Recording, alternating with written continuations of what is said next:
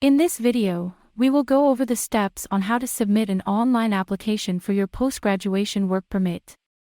Please note, the information presented in this video does not constitute legal advice and may change without notice. You are recommended to always refer to the Immigration, Refugees Citizenship Canada's official website for the most up-to-date information. Before you begin applying for your PGWP, it is highly recommended that you go over IRCC's Instructions Guide, Guide 5580, and go over the information provided in the guide, as well as the forms required, and the document checklist. In order to submit your post-graduation work permit application, you will need an online account with IRCC. It is through this account that you will be able to upload your documents, pay your fees, submit your PGWP application, as well as check the status of your application after submission. If you don't already have an account, please refer to the video, How to Create an Account for IRCC, on our International Advising website. To start your application, go to canada.ca on your browser. Select your preferred language. Click on Immigration and Citizenship and then My Application. Next, click on Sign in or Create an Account. As mentioned earlier, if you do not have an account, please refer to the video, How to Create an Account for IRCC, on our International Advising website. If you already have a GCKey user ID and password set up, click on Sign in with GCKey and enter your credentials. Click Continue. Read through the terms and conditions and hit I accept. Enter the answer to your secret question, which you would have created at the time of creating your IRCC account. Once you are logged in, you will be able to view all the applications that you have submitted in the past at the top, as well as all your applications that are currently in progress, such as study permit extension, at the bottom. To apply for PGWP, click on Apply to come to Canada. Next, click on Visitor Visa, Study, and/or Work Permit at the bottom. This will take you to a series of questions, and depending on how you answer these questions, the system will determine which visa or permit you are eligible to apply for. Hence, it is important that you answer each question accurately and truthfully. Any false information provided can be considered misrepresentation, which is a criminal offense in Canada. Now let's go through the questions together. Question 1. What would you like to do in Canada? Since we want to apply for our PGWP and our intention is to work, we will select Work. Question 2. How long are you planning to stay in Canada? Since PGWP is issued for a minimum of 1 year, we will select Temporarily, more than 6 months. Next, select the country that matches your passport. What is your current country of residence? If you are inside Canada when submitting this application, you will select Canada. Do you have a family member who is a Canadian citizen or PR and is 18+? And you can click here to get IRCC's definition of a family member. It's basically defined as your spouse, common law partner, dependent children, and their dependent children. Choose the appropriate answer based on your situation. Next, enter your date of birth and click Next. So now we are asked, are you a permanent resident or citizen of US? If you are, select Yes, otherwise, choose No. What is your current immigration status in Canada? You can find definitions of each status by clicking on the question mark. For most of you, it will be a student, but for some of you, it may be a visitor, so just make sure you select the correct immigration status. Just remember, if you ever feel you made an incorrect entry or you want to change your answer, you can always click on Modify Answers at the top to change your answers. Next question, do you plan to work on campus? Please select No for this question.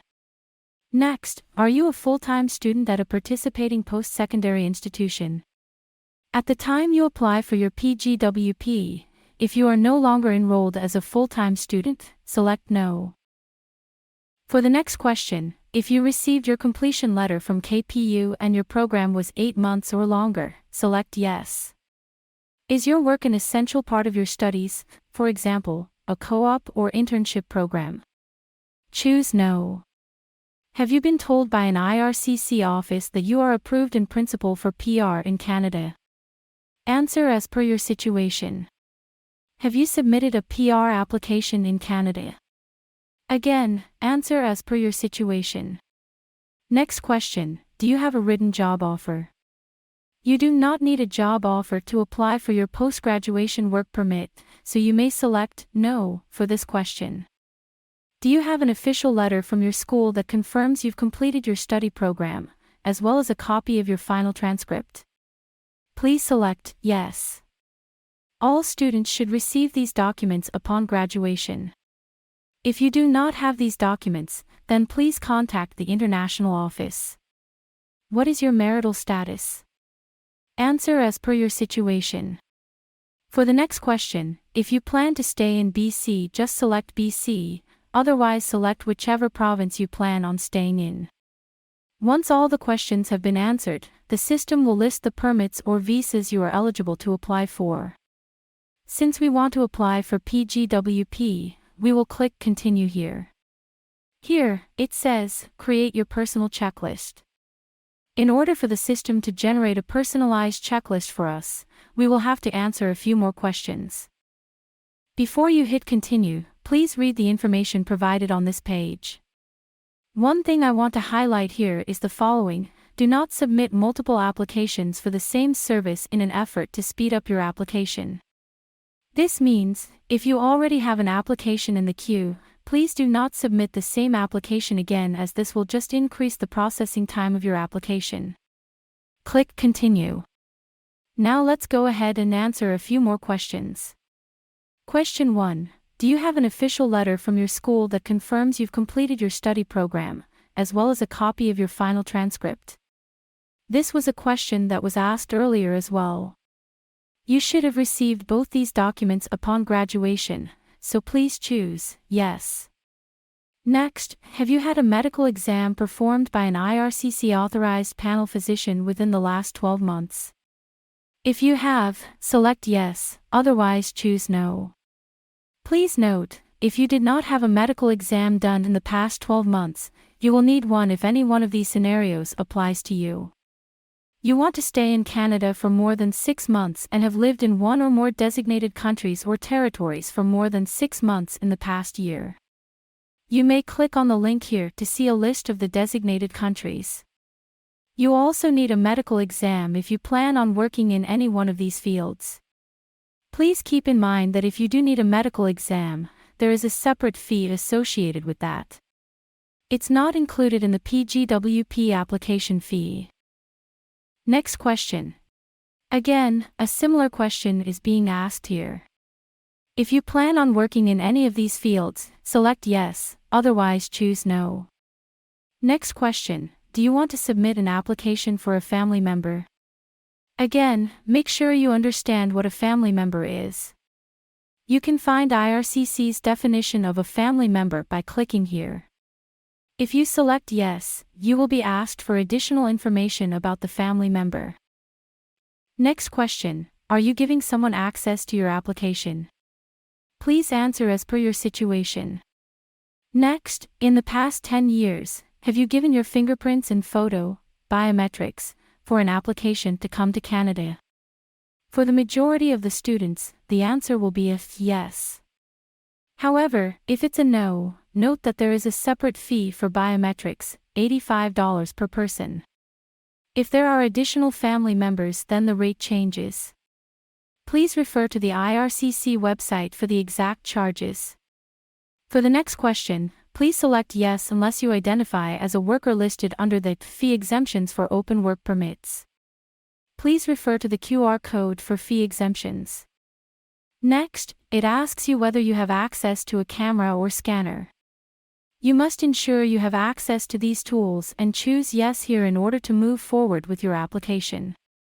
If you are using your phone camera to take pictures of any of your documents, make sure they are clear and of good resolution. You can also use scanners in the KPU library or even your local library to scan your documents. Next, you are asked whether you can pay your application fees online. You have the option to pay either through a credit card, Visa Debit or Debit MasterCard, so make sure you are able to pay through one of these methods and select Yes. Once you have answered all the questions, you will be given a chance to review your answers. If there's anything you want to change, just click on the icon next to the answer to modify your answer. Once you have reviewed all your answers, click Continue. It is highly recommended that you read through all of these tips. I will just highlight a few for you. Here, it lists some tips when it comes to saving your application. Here, it mentions that you have 60 days to submit your online application from the time that you start your application. The below information is very important as it offers some guidelines for uploading your application. Please read through these carefully. You may even print this page out for future reference. Once you have read through all these tips, click Continue. Based on the answers we provided, the system has generated a document checklist for us. One of the great things about IRCC's online application process is that it won't let you submit the application until you have uploaded all the required documents. You won't even be able to see the Submit button. Now let's go over each of the documents together. The first item on the list is the IMM 5710 form, application to change conditions, extend my stay or remain in Canada as a worker. If you click on the link, the form should open up. Sometimes, however, it doesn't open up properly. In that case, try saving the file on your computer and then opening it through Adobe Acrobat.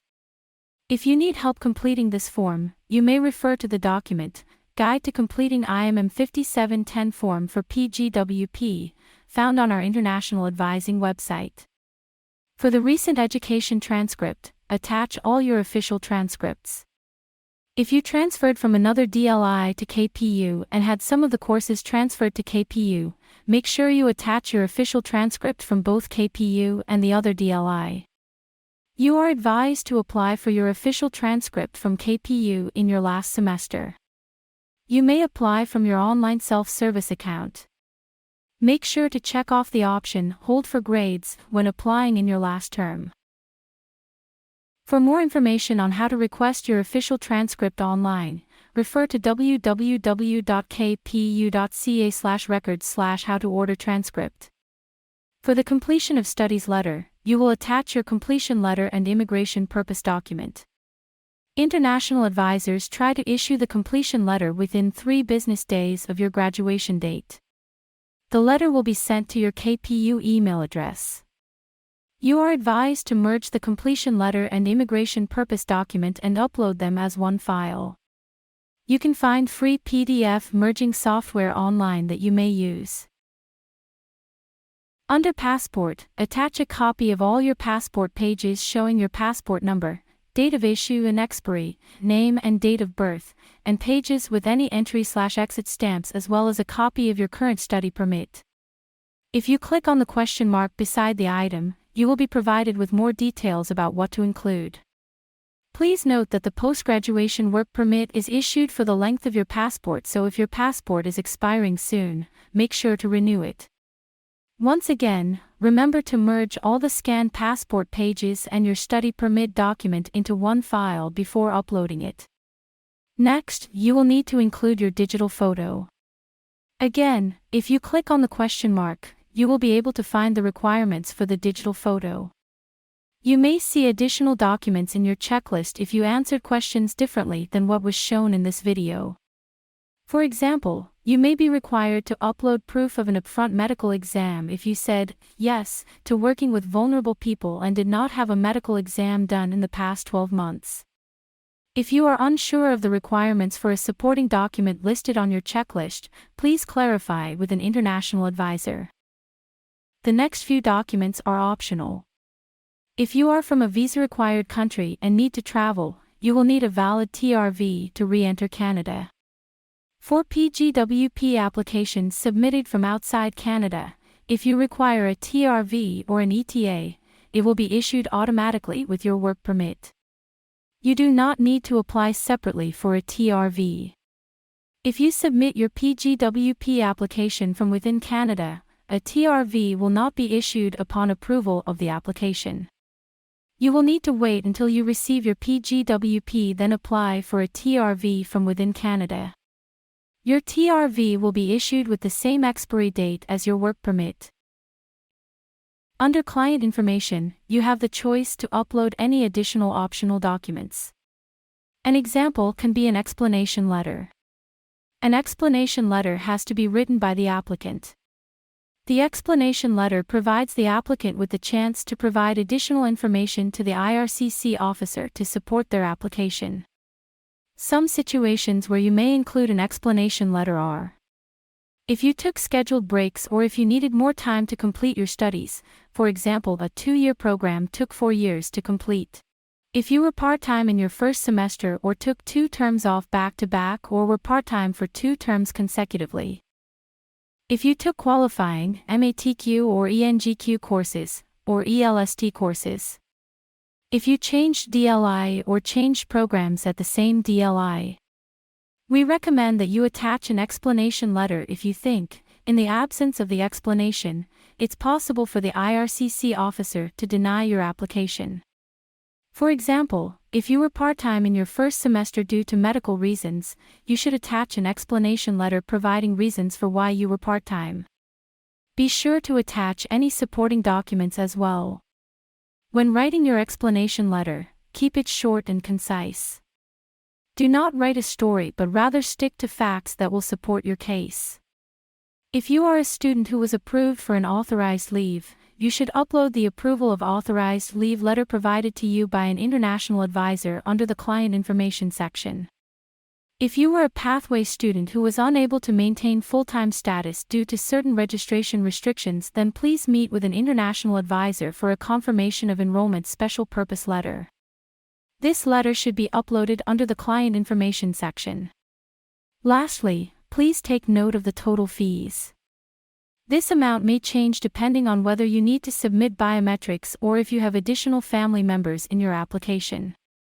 Once all the required documents have been uploaded, you will see a button labeled Next. Make sure you are ready to submit your application before going further. Once you click Next, you will be required to read and agree to a declaration, type out and submit your electronic signature and then pay the application fee. Take a screenshot of the payment confirmation page for your records. Once you have submitted your application, you will be able to view it under the Application Submitted section in your online profile.